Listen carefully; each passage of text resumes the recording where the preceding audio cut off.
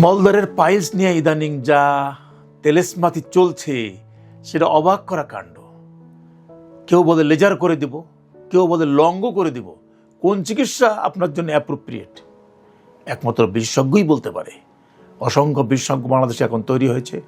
কেউ অভিজ্ঞ তার হারে সর্বনিম্নে পড়ে আছে, আবার কেউ কেউ নিজেকে দাবি করছে বিশাল অভিজ্ঞতার ভাণ্ডার। কিন্তু চিকিৎসা যে পদ্ধতি এই লঙ্গ বা লেজার করছেন, এই লঙ্গ লেজার দিয়ে কিন্তু রোগ সঠিক নির্ণয় না হয়ে অ্যাপ্লাই করা হচ্ছে আর রোগীরা সাফার করছে।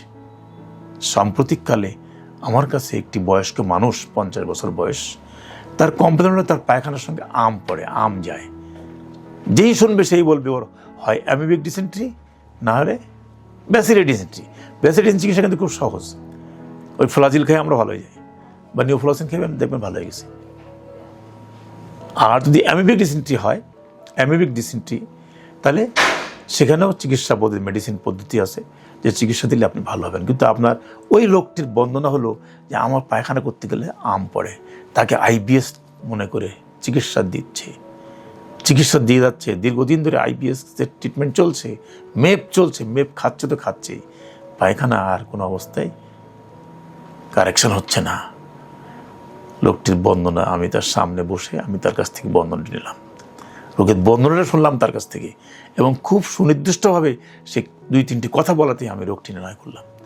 সে বলে, আমি যখন বসে থাকি তখন আমার পায়খানার দ্বার দিয়ে মাংসপিণ্ড মধ্যে একটা জিনিস বেরিয়ে আসে, আমার অজু নষ্ট হয়ে যায়, অজু রাখতে পারি না, কাপড়টা ভিজে যায়, আমাকে যে আবার অজু করতে হয় নামাজ পড়ার জন্য, এবং মাংসটা আবার কিছুক্ষণ পরে উপরে উঠে যায়। পায়খানা বসে কোদ দিলেই এই মাংসটুকু বেরিয়ে আসে।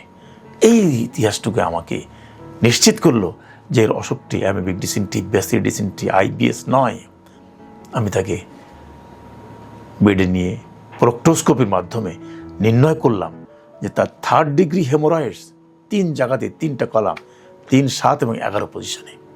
এটাই তার মূল অসুখ, এবং এই অসুখটি ভুলভাবে নির্ণয় হয়ে দীর্ঘদিন ধরে আইবিএসের মেপ খেয়েছে সে, কিন্তু নিষ্কৃতি পায়নি। আমি তাকে নিশ্চিত করেছি, তোমার অসুখ এটি, তুমি এটার চিকিৎসা করো, তুমি পুরো ভালো হয়ে যাবে।